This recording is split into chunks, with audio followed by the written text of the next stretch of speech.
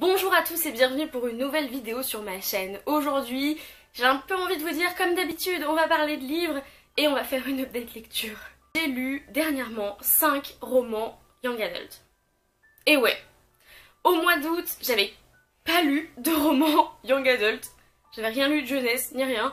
Et là, au mois de septembre, puisque j'ai eu une petite panne de lecture à cause du dernier des Mohicans, j'ai eu envie de quelque chose de facile à lire, on va dire. Pas forcément facile dans l'histoire, mais facile à lire, des mots qui coulent les uns des autres et qui pas un style où on s'arrache les cheveux dessus. Je vais le faire dans l'ordre de mes préférences, de celui que j'ai le moins aimé jusqu'à celui que j'ai adoré. Et là, grosse déception de toute ma vie. Non, grosse déception par contre de cette année. Vous n'êtes pas sans ignorer que j'ai lu History is All You Left Me d'Adam Silvera au mois de mai et j'ai adoré ce livre. Je l'ai trouvé très profond, etc. J'ai beaucoup aimé ce que Adam Silvera avait à nous proposer. Donc j'avais envie de lire certains de ses autres livres, enfin tous ses autres livres d'ailleurs. Et donc est sorti au mois de septembre They Both Die at the End de Adam Silvera. Voilà. Et ça a été une énorme déception. Parce que l'histoire de base est tellement intéressante. C'est l'histoire de Matteo et Rufus qui vivent dans un monde où quand tu vas mourir, tu reçois un appel 24 heures avant, enfin le jour où tu vas mourir, du coup à minuit, pour te dire « dans les 24 heures tu vas mourir, ce serait bien que t'en profites, tu vois, parce que tu vas mourir là, genre maintenant, bientôt. » Et donc, ce sont deux jeunes gens, un de 18 ans, un de 17 ans, qui reçoivent tous les deux cet appel. Notamment il y en a un dont le père est dans le coma et donc il sort plus de chez lui, etc. Et de toute façon il a jamais été très aventureux, et l'autre est un petit peu, ça fait un peu membre d'un gang, etc. Mexicain et tout, d'origine mexicaine, qui a été élevé en famille d'accueil. Bon, et donc les deux n'ont pas eu une vie facile, mais ils vont se retrouver grâce à une application qui est l'application du dernier ami, Last Friend. Du coup c'est ceux qui ont reçu l'appel Death Call, voilà, qui se retrouvent par paire pour affronter ce moment douloureux ensemble. J'avais l'impression que c'était censé être une épopée de 24 heures absolument magnifique, avec beaucoup de sentiments très profonds et finalement beaucoup d'espoir, alors que quand même, bon, je veux dire, c'est très fataliste, tu reçois l'appel, tu meurs. Mais du coup, j'ai pas du tout été touchée par les personnages et c'est ça qui m'a complètement arrêtée, parce que l'histoire ne va pas plus loin que tu reçois un coup de fil que tu vas mourir et voilà, c'est ça le truc de base, et ça ne va pas plus loin, on s'intéresse pas vraiment à comment ça fonctionne, etc. C'est vraiment le point de vue de deux adolescents qui essayent de faire du mieux qu'ils peuvent avec les dernières 24 heures qu'ils ont à vivre. Et donc je m'attendais à quelque chose d'autre. Je m'attendais à quelque chose où je ressentirais des choses, où ça me toucherait, etc. Et malheureusement c'est là où ça a péché pour moi. C'est que les personnages ne m'ont pas du tout convaincue. Je n'ai pas compris pourquoi ils étaient amis, ou encore même pourquoi il pourrait y avoir une romance entre eux. J'ai pas trouvé ça, enfin, plein d'espoir, etc. J'ai trouvé ça assez déprimant, et le problème c'est que je me suis ennuyée pendant une bonne partie du roman, et je crois que c'est une de mes plus grandes déceptions de l'année 2017. Non pas que c'était un très mauvais roman, pas du tout, mais pour moi, en fait ça m'a pas marqué. Je ne le déteste pas, mais je ne l'aime pas non plus. Ça va vite passer à la trappe en fait. Ensuite, NetGalley m'a envoyé un service presse qui était Marche à l'étoile d'Hélène Montardre. L'histoire principalement de Billy, qui est un jeune esclave qui s'enfuit à 15 ans de la plantation dans laquelle il est, j'allais dire employé, mais non pas du tout, voilà, dans laquelle il doit servir. Et c'est son épopée à travers les États-Unis pour se rendre dans les États du Nord et pour découvrir la liberté, etc. Et ensuite, la deuxième partie du roman, c'est l'histoire de son descendant, qui est donc quelque chose comme son arrière-arrière-petit-fils, qui fait des recherches sur le passé de Billy, puisqu'il avait une mèche rousse dans les cheveux, donc c'est quand même bizarre pour quelqu'un de noir d'avoir tout d'un coup une mèche rousse. Et donc il part en France découvrir les origines de son ancêtre. Et je l'ai lu assez vite et j'ai vraiment pas mal aimé, parce que l'année dernière, pendant l'été, j'avais lu Bluebird de Tristan Coggle, donc je vous en avais pas parlé parce que la chaîne n'existait pas encore, mais ça avait été une énorme déception, puisque je trouvais que c'était vraiment prendre les jeunes adultes ou les adolescents pour des cons. Mais vraiment, parce que c'était oh bah ceux qui sont méchants en fait ils sont gentils et puis on va faire la guerre au maître de la plantation et on va le jarter, le bouter hors de la plantation, youhou on est tous égaux, allez. Et j'avais pas du tout aimé, j'avais trouvé que c'était vraiment pas réaliste. Et là Marche à l'étoile, c'était enfin plus ou moins réaliste, c'est-à-dire que c'était vraiment documenté, qu'on parlait des réseaux souterrains d'entraide qui faisaient passer les esclaves qui s'enfuyaient vers les États du Nord, tout droit vers les États du Nord. On parlait des chasseurs d'esclaves par exemple, et j'ai beaucoup aimé en fait la volonté qui animait Billy. Je veux dire, il se posait pas de questions philosophiques genre l'esclavage, gna gna gna. Non, il était vraiment animé par cet esprit de survie, et au fur et à mesure il se rendait compte que c'était aussi sa terre, que c'était aussi ses États-Unis, qui étaient américains comme les autres, et j'ai vraiment beaucoup aimé ça. Voilà, donc c'était une très bonne lecture.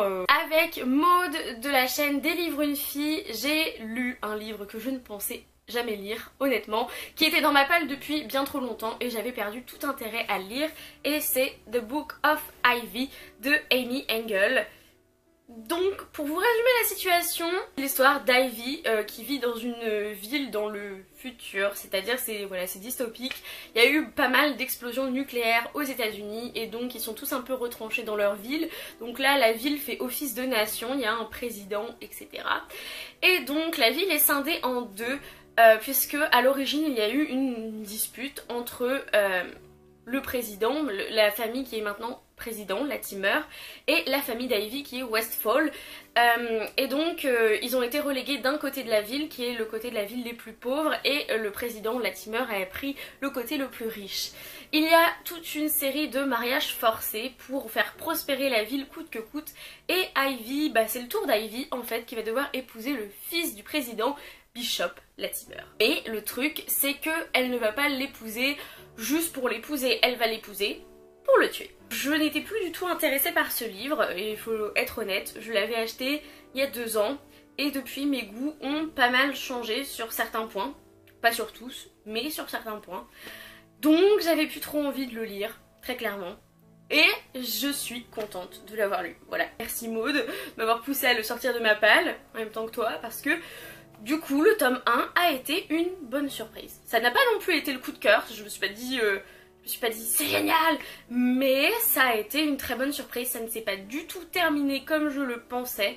J'ai beaucoup aimé le personnage d'Ivy, vraiment pas forcément dans ses choix, mais dans sa nature intrinsèque, dans le fait qu'elle cherche absolument à faire les choses pour plaire à son père et à sa sœur, qui sont les pires connards au monde. Je crois que sa sœur c'est un des personnages si j'ai un top 10 de personnages que je déteste dans les livres, sa sœur rentre dedans. C'était une lecture super addictive, je l'ai faite en une journée, Maud aussi, voilà, on a été très prise dedans, ça se lit vite, et quand on a fermé bah, le tome 1, qu'est-ce qu'on a fait? On a acheté le tome 2 et on l'a lu directement.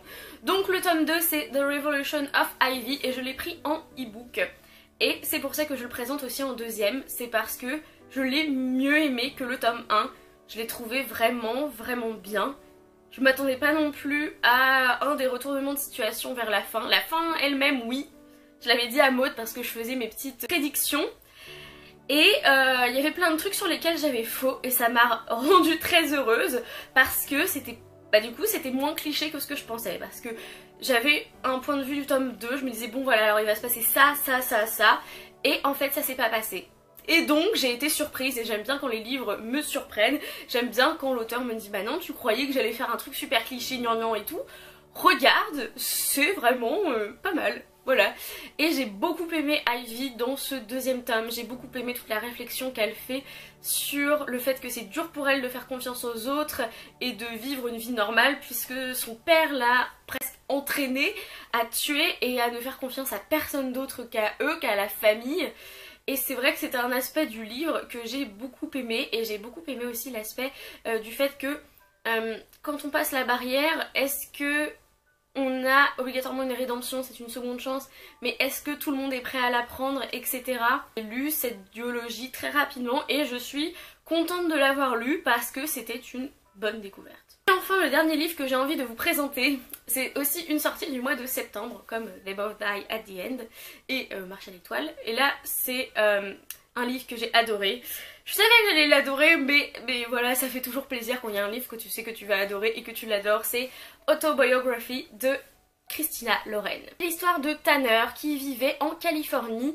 Il est bisexuel ouvertement, sa famille l'accepte, tout est parfait, jusqu'à ce qu'ils doivent déménager dans l'Utah, qui est l'état mormon des États-Unis, avec 80-90% de mormons dans cet état. Et donc comment vous dire que du coup quand il arrive à Provo, voilà, et à Provo High School, c'est pas si facile, même c'est pas facile du tout d'être bisexuel comme ça, c'est pas très accepté, donc il se cache à nouveau sa bisexualité, voilà, un pas en avant, deux pas en arrière, et le problème c'est que dans son dernier semestre il prend un cours qui s'appelle le séminaire, où il doit écrire un livre pendant 4 mois, et le tuteur de ce livre n'est autre que Sebastian Brother, qui est un gamin mormon de l'école, qui a fini le lycée l'année d'avant, et qui est publié maintenant tellement son livre était bon. Donc il est tuteur de cette classe et alors c'est le coup de foudre.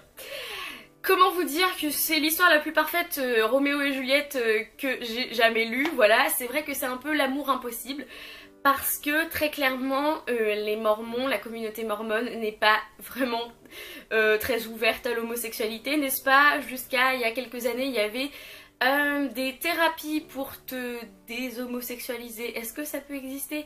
Ou on pouvait te conditionner à avoir du dégoût en pensant à certaines choses, etc. Et c'était vraiment du conditionnement. Voilà, les conditions de cette thérapie n'étaient pas vraiment très humaines. C'est leur histoire d'amour qui est en grande partie très très choupi. La première moitié, c'est juste adorable. J'avais un grand sourire comme ça en lisant. J'étais comme ça, j'étais voilà, c'était vraiment le truc. Ça puait le romantisme, ça puait l'amour, mais alors j'ai adoré ça, franchement, ça faisait du bien, j'avais l'impression que quelqu'un avait pris mon cœur et me passait, je sais pas, de la pommade dessus, et voilà, c'était très très agréable, et j'ai beaucoup aimé aussi le fait que c'est pas juste rester au moment choupi, parce que franchement ça aurait été pas très réaliste de rester à oh c'est choupi, tout va bien. Le gars il est quand même mormon, à un moment donné ça va clasher. Il y a eu pas mal, mais vraiment pas mal, beaucoup même de recherches sur la culture mormone pour ce livre. Ça a été présenté par Sissy de Problems of a Book Nerd, qui a été élevée dans une famille mormone et qui donc a pu attester que c'est vrai, voilà, que c'est comme ça que ça se passe. Et ce que j'ai bien aimé dans ce livre, c'est que ça ne se faisait pas un parangon de justice, voilà, je vais rétablir la vérité, et voilà, la culture mormone c'est mal, et pourquoi vous êtes tous mormons? Non. C'était critique de la culture mormone parce que notamment les personnages le sont, mais on ne sentait pas une espèce de supériorité de la part des auteurs, ça faisait dans les nuances, c'est-à-dire qu'il y a des bonnes choses à la culture mormone. Et là je vais me faire taper dessus, mais par exemple toutes les activités qu'ils font et toute cette communauté justement, après c'est voilà, quand on est différent c'est difficile d'être accepté par la communauté, c'est ça aussi qui est compliqué, mais en général la communauté est super soudée, les gens sont gentils les uns avec les autres, et voilà, et donc ce livre montrait aussi les problèmes et les aspects positifs de la culture mormone. Je ne vous dirai pas évidemment comment ça finit, mais je pense qu'il y a deux fins qu'on peut envisager. La fin du livre de Tanner qu'il a fini d'écrire, qui s'appelait justement Autobiography, qui est une certaine fin, et la fin de ce livre est différente alors que ça s'appelle de la même manière. Donc on peut se demander quelle est la vraie fin et quelle est la fin à laquelle vous voulez croire. Et voilà, c'est tout pour cette update lecture spéciale Young Adult. Si vous avez envie de lire certains des livres que j'ai présentés, ou si vous les avez lus, qu'est-ce que vous en avez pensé? Dites-moi tout ça dans les commentaires. En attendant une prochaine vidéo, amusez-vous avec vos lectures, lisez bien et bisous.